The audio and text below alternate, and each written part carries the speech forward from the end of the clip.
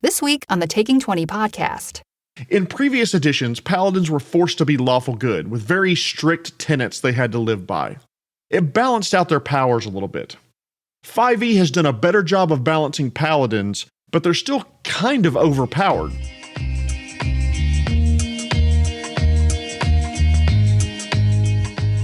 Ladies and gentlemen, welcome to episode 103 of the Taking 20 podcast. This week, continuing the class series, all about Paladins and Rangers.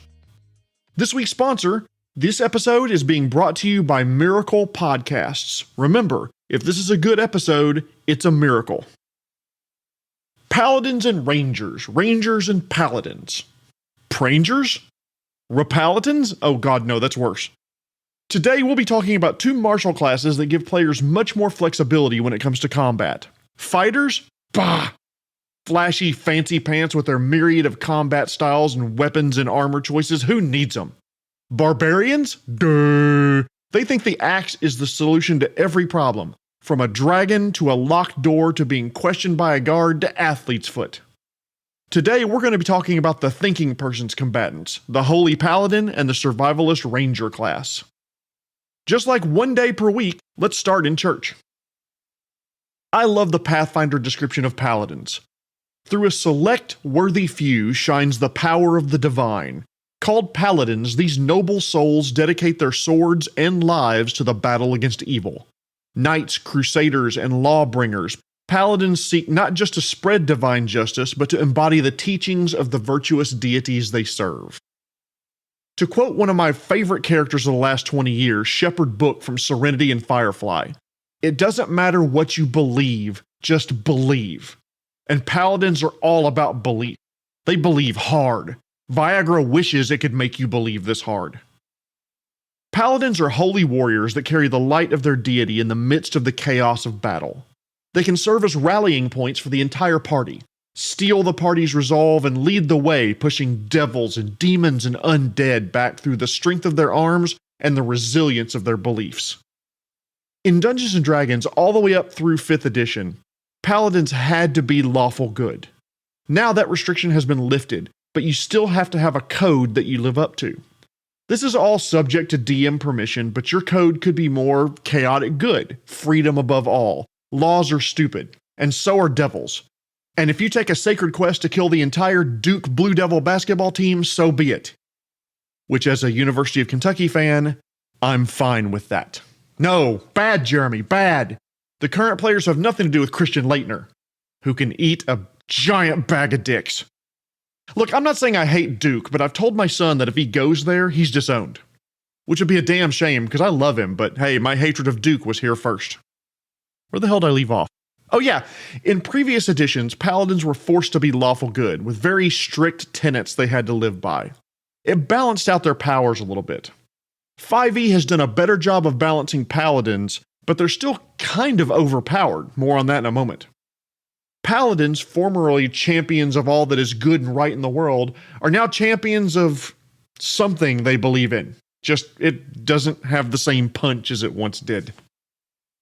So there's 3 really good party roles that paladins can fill. They can be a tank, and they may be the best tank in RPGs, period. They can heal themselves, they have great hit points, they have great attack bonuses, they have the best saving throws in the game.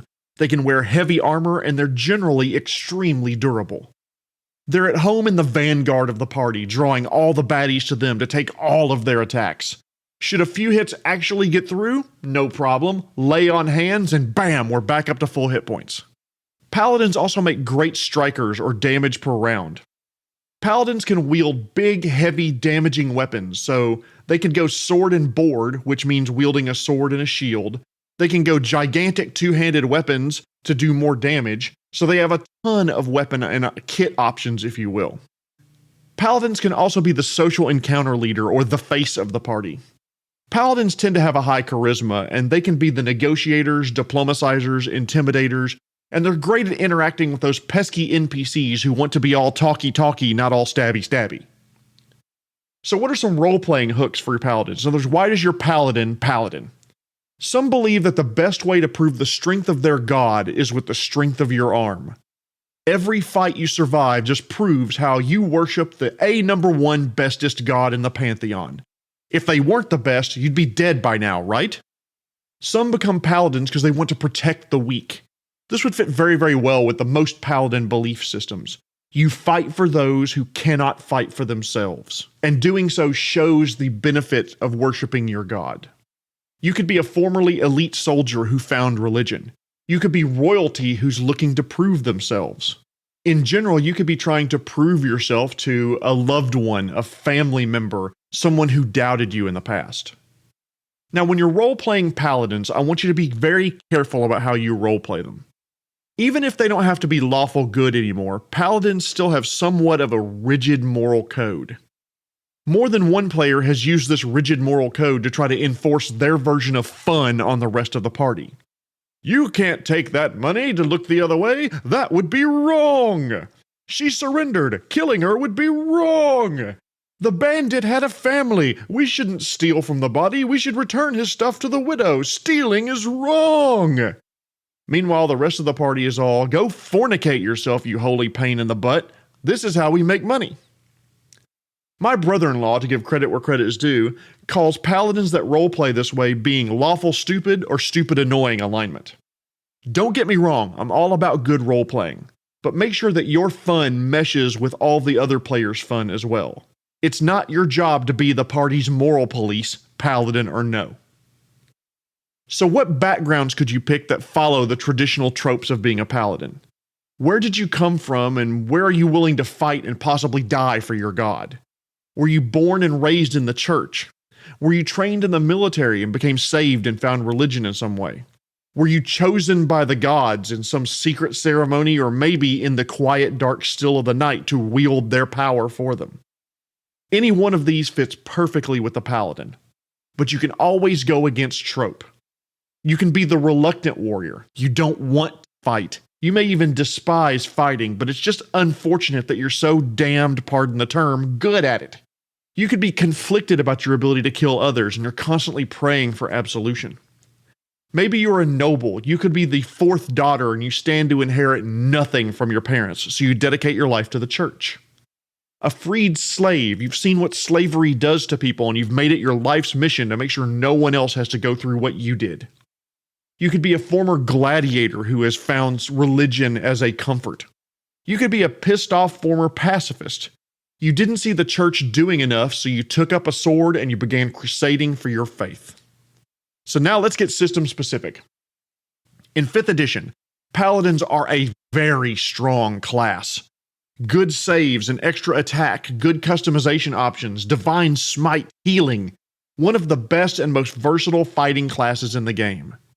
There's a reason if you go out and search on the internet, you'll find a bunch of articles that ask something like, are 5th edition paladins overpowered? You don't see articles like that for druids or rangers, more on that in a moment.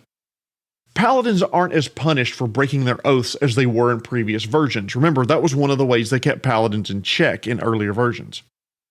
All the way through 3.5e, if you broke your oath as a paladin, you had to atone per the spell, or you became a much weaker ex-paladin of some sort. You had to tithe. You had to help the downtrodden. You could never commit a lie or back down from a fight, or whatever your god or goddess would demand, or you'd lose a lot of your abilities, at least for a time. But now? Accidental vow break? No biggie. Mistakes happen. Seek absolution, try to make it right, maybe go on a quest, all's forgiven. Intentional vow break? Now it's up to the DM. Previously, this was an automatic loss of all of your powers, and life really started to suck under the old rules. But now the DM can decide how dramatically this affects you. I'm not in a 5e campaign right now, but the next one I'm in, I want to play a fucking paladin. Characters that can kick ass and then be nice and keep you from dying so you can face man and divine justice. That sounds like it'd be fun to play. The extra attack is huge and it really lets you pile on attacks against foes. Oh, almost forgot. The Aura of Protection effect. 5th edition paladins starting at 6th level grant their charisma bonus to saving throws to every ally within 30 feet. Holy crap. As far as races go, Mountain Dwarf would be great, Goliath would be too, Eladrin Elf, Half-Orc, Tabaxi if you want to build around finesse fighting, Warforged, all great choices for a paladin. For my money though, if I'm going to run the strongest paladin I can build, I'd love to run a 1T Pureblood. Magic resistance gives you advantage on saving throws. When you combine that with your good saving throws anyway, and you're a spellcaster's nightmare. The dark vision and poison immunity, just icing on the cake. Second place would probably be an Azamar Paladin, dark vision, damage resistance, all around tough to kill, maybe flight for a short time. Somebody's gonna die and my goddess will smile at me while it happens. If you're building a 5e Paladin, talk about ability scores. You can run your Paladin as a dex-based or strength-based, and either one's viable. You'll want one of those stats to be pretty high. Also, you'll want a pretty good constitution and charisma as well. Your ability scores may not be as high as others, but you'll have to dump stat something like intelligence or wisdom, or you'll have to take something that's just pretty good across the board. 5e Paladins have to select an oath, and there's a bunch of different choices. The Oath of Conquest is a great min-max option. It gives you fear effects in an area when you channel divinity. Yes, please. The Oath of Redemption looks amazing if you're playing a low combat paladin like someone who's the face of a party. You can rebuke the violent and damage creatures that damage your friends. +5 to persuasion checks. That sounds fantastic. An Oath of the Crown with the Champion challenge would be great for tanks. It keeps the attackers on you and off of your squishy little friends. Finally, the Oath of Vengeance with a reach weapon would be lethal. Advantage on attacks, move up to half speed on an attack of opportunity. It sounds like a fun combination with reach. As far as backgrounds go, Faction Agent really looks like the strongest choice here. It's interesting because your charisma is already good. This gives you deception or intimidation on top of your existing skills. Now, when it comes to first edition Pathfinder Paladins, they still have to be lawful good with the exception of the Grey Paladin archetype. That allows you to also either be lawful neutral or neutral good alignment. Grey Paladins gain some moral flexibility at the cost of some of their powers, but they're just as strong as a 5th edition Paladin all in all. It's harder to build around dexterity as a Pathfinder Paladin and finesse type attacks, so you can drop those scores relative to 5e. But you get full base attack bonus, heavy armor, the best saving throws in the game, lay on hands to heal, divine grace, and an all-time favorite, Smite Evil. Smite Evil makes you more effective against evil foes. Add your charisma bonus to attack rolls against evil foes that you designate, and add your class level to damage against those same foes. Oh, and you double that damage bonus on the first attack against evil outsiders like demons, devils, evil dragons, and undead every freaking round. You get Divine Bond with either a weapon or a mount.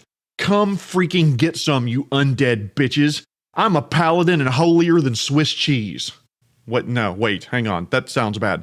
You're gonna be holier than Swiss cheese. There we go. That's how you talk shit. Let's talk races. Lots of good options here. Humans, half-orcs, half-elves, all great. But if you want to play something interesting, a gnome paladin wouldn't be bad. Get yourself a divine mount and lance those demons like boils on the world that they are. For ability scores, strength, constitution, and charisma are your friends. Dump wisdom and possibly intelligence as well. When picking traits in first edition, grab magical knack. Paladins are half-level casters, and +2 to your caster level is huge.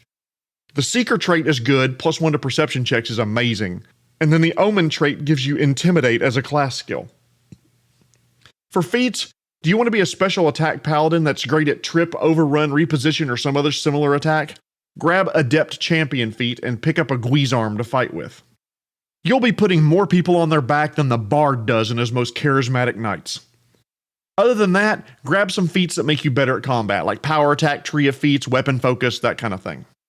Finally, as a first edition paladin, you'll have to select a mercy. Pathfinder paladins can heal conditions that normally require a cleric. Shaken, scared, disease, blind, sickened. There's a ton of options here, and it's hard to go wrong. When it comes to Pathfinder 2nd edition, Paladins are a subset of the Champion class, and obviously we don't have time to go over all the aspects of the Champion class. But the same recommendations as 1st edition Pathfinder apply to 2nd edition, but dexterity builds are much more viable in 2e. You also have a lot more ancestries available to you, like Catfolk, Goblin, and Orc, which would all make really good Paladins. I would recommend Paladins for players who, well, let's face it, a lot of us play Pathfinder and Dungeons & Dragons to be the big damn hero. We enjoy the power fantasy of being able to help those who need it, being the knight charging over the hill to slay the evil attacking creatures. Being a paladin is the ultimate representation of that fantasy. If you want to play a character who believes so hard that they can manifest justice and divine power on the battlefield, play a paladin. Also, Duke sucks, and yes, that's a cause I would become a paladin for. Now, on to the ranger. Rangers are trackers, bounty hunters, rugged survivalists who specialize in certain weapons and are at home in the forest, or desert, or tundra, or swamp, or taiga, or whatever other terrain they spend lots of time in. They're a mix of fighter, druid, and rogue, and they can be a powerful class to play at low levels. At some point, though, they will be overpowered by other classes, especially if those other classes are adept at min-maxing for success. I'm going to be perfectly honest, I'm not a huge fan of the ranger class. It just comes with a number of built-in problems. One problem you can expect when playing a ranger is that they are very specialized. This is true going all the way back to the introduction of the class back in Advanced Dungeons & Dragons as a subclass of the fighter. You pick a terrain and you get a bonus to skills and attacks in that terrain. Great. You pick a favored enemy and you get a bonus to attacks and damage when fighting that enemy. Great. But what if you're not in that terrain and not fighting that enemy? You're picking something at level 1 that may never pay off well. Ranger skills are fantastic in the right situation, certain locations, and fighting against certain monsters. But outside of that, they're just weaker versions of fighters. Effectively, unless you're playing a campaign called, Giant Slayer, or a campaign called Let's Kick the Shit Out of Vampires, I misread that, Curse of Strahd, you have to make an educated guess as to what kinds of enemies you'll be fighting and where, and if you pick wrong, your character is going to struggle. To combat this, every time one of my players has told me they want to play a ranger, I've given them a nudge in the right direction, favorite enemy, and terrain to pick. For example, in a recent campaign that I just finished up, it was mostly going to take place in snowy areas against certain types of enemies. So I clued the ranger player in, this is what you're going to want to pick. That made them more viable throughout the adventure or campaign, and they never felt underpowered. As far as party roles go, Rangers are great strikers. This is a ranger's natural role within a party. They excel at two-weapon fighting or archery and could put a lot of attacks on a target. But they can also be built around being scouts. Especially in their favored terrain, if they're built around stealth, they are great trackers, great scouts, great hunters. If you carefully build them, they can also be the charismatic face of the party, but they are second tier of that at best. So let's get into role-playing hooks. Why are you a ranger? Did you grow up in the wilderness and you feel more at home there than you do in the city? Were you a tracker helping hunters find game to bring back food for your group, family, city, what have you? Did you turn your back on your responsibilities of family or job and strike out on your own? You could be a guide and escort people through the wilderness to distant cities. Or maybe you can hunt rare creatures and bring their carcasses back to sell for coin. There are lots of backgrounds that can follow these tropes. You're a former criminal or an escaped criminal. You're a hermit. You're a former soldier or scout or special forces member, and you're at home by yourself in the wilderness. Maybe you're an urchin or wild child. Your parents were slain or ran away or were kidnapped, and you were forced to raise yourself in the wild. But you can always go against trope. You could be the folk hero. She shows up when we need her to save the village from some threat, and then she fades into the wilderness once again. You could be a noble, like you're a trophy hunter who's always looking for the next prey to display in your lodge. Or maybe you came from a religious background. You feel closer to the divine hearing the wind blow through the trees than you ever did in any abbey or monastery. So let's get system specific. The 5th edition Ranger has introduced more archetypes to make them more viable and more fun, but it's still a weak class overall. Swarmkeeper from Tasha's looks interesting, as does Gloomstalker from Xanathar's. You can build your Ranger around strength, dexterity, or wisdom, take your pick. Rangers get to pick a fighting style as a class feature. It's not as versatile as the choices given to the fighter, but there are some good choices in there. The new druidic warrior fighting style looks interesting being built around wisdom, and it lets you play like an underpowered druid, but with more weapon choices. Archery and two-weapon fighting are probably the two best choices that you could make, but defense and dueling are also good. The one that I think it would be interesting, if not powerful to play, would be the thrown weapon fighting style. Load up on hand axes and gradually disarm yourself as the fight goes. Let's jump over to races. Bugbear would be a powerful race choice when it comes to playing a ranger. You gain stealth proficiency and a bonus to dexterity. Kobold also would be really good. Personally, I love halfling rangers. Bonus to dexterity and stealth checks make them a great choice. They are small, so you lose some damage output and some speed, but they're still a pretty good choice. And as usual, humans, half-elves, and half-orcs are great choices as well. Surprisingly though, dwarves could make a good ranger, especially with underground as your favored terrain. The only one I would avoid like the plague would be gnomes. They just don't synergize well with a ranger at all. And when it comes to ability scores, strength or dex, one of those two should be pretty high, and then wisdom being next, depending on how you're building your character. Constitution should probably be your next highest score. And depending on your build, obviously you can dump stat the one that you're not needing. If you need strength, you can dump dexterity, and if you need dexterity, you can dump strength. Grab you a longbow or a couple of short swords and go to work against your chosen enemy type. When it comes to Pathfinder 1st Edition, whereas 5e's rangers are built around archetypes, Pathfinder builds the ranger around combat styles. Rangers gain evasion and improved evasion, which is a slice of fried gold for any character. For abilities, keep your strength, dexterity, and constitution high. If you're an archer ranger, dexterity is more important. If you're a melee ranger, bump up your strength. Consider dumping charisma if you dump anything. Similar to the paladin though, take the magical knack trait. It bumps your effective caster level by 2 when later on you start gaining spells. For 2nd edition Pathfinder, they changed a lot about the ranger from 1st edition. Spellcasting's gone. Favored enemies and favored terrain are now both optional. You don't have to take those, and you can specialize your ranger differently.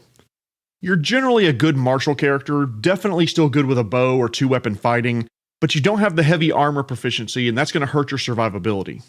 Your 3rd attack penalty, by the way, is a minuscule -4 against your hunted prey, which is much better than the -8 or -10 that other characters take on that attack.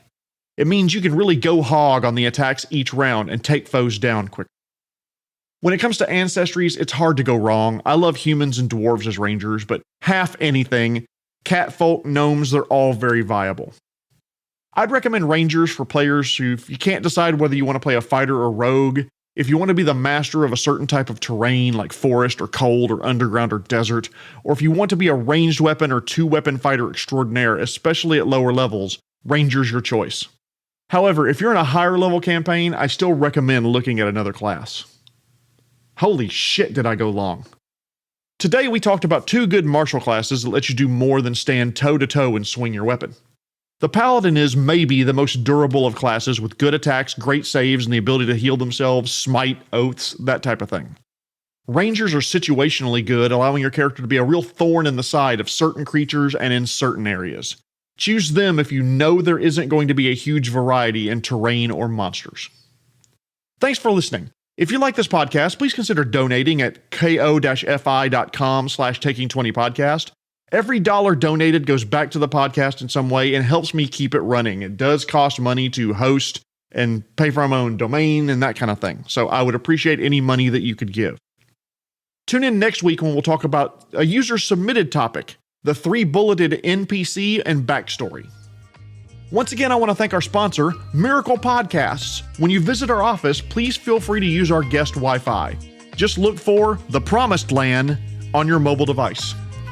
This has been episode 103, the class series, this time about the Paladin and Ranger. My name is Jeremy Shelley, and I hope that your next game is your best game.